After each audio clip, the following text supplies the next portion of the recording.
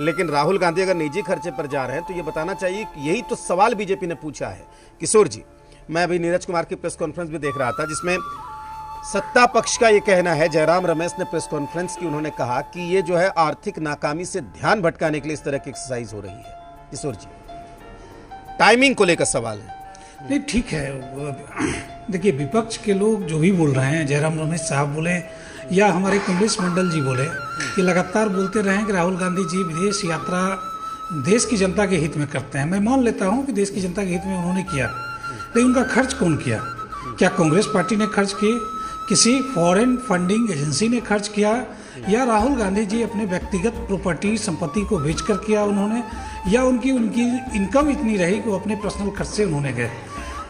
तो भाजपा या विपक्ष का लोग या देश के लोग यह जानना चाहते हैं कि आखिर राहुल गांधी जी लगातार विदेश यात्रा करते रहे, उनका मोटिव क्या था? उस पर कोई बहस नहीं है।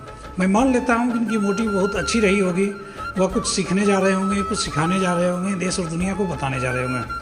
बहस इस बात का नहीं, बहस इस बात का है कि राहुल गांधी जी जब भी विदेश गए 2004 से अभी तक वो मेंबर ऑफ पार्लियामेंट रहे, अलग अलग क्षेत्रों से, चाहे अमेठी से रहे हों या रायबरेली से रहे हों या वायनाड से रहे हों, तो उनके लिए किसने खर्च किया?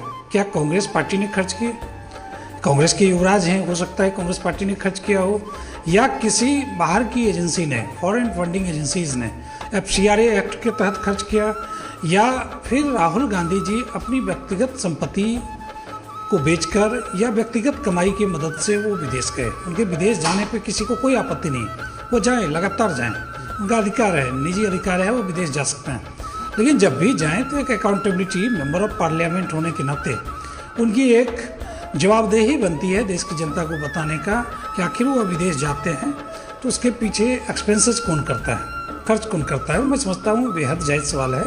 अगर यही खर्च, यही हमारे देश के प्रधानमंत्री भी अगर निजी खर्च से जाते तो उनसे भी यह सवाल किया जा सकता था। लेकिन चूंकि वह सरकारी दौरे पे जाते हैं, भारत सरकार उनको स्पॉन्सर करती है और सब कुछ पब्लिक अकाउंटिंग में है, सब कुछ पब्लिक डोमेन में है, तो इस पर खर्च पे बात नहीं की जा सकती है। प्रधानमंत्री जी के यात्रा का औचित्य पूछा जा सकता है, लेकिन राहुल जी के यात्रा का खर्च कौन कर रहा है यह जानना देश के एक नागरिक का अधिकार है, क्योंकि वह LOP है, लीडर ऑफ अपोजिशन है, और लीडर ऑफ अपोजिशन होने के नाते उन्हें एक शैडो PM के तौर पे भी देश और दुनिया देखता रहा है। तो यह देश को जानने का पूरा अधिकार है कि अगर राहुल जी कहीं जाते हैं तो उसके पीछे मोटिव क्या है, बुलाने वाले कौन लोग हैं, स्पॉन्सर कौन लोग हैं, और एजेंडा क्या है।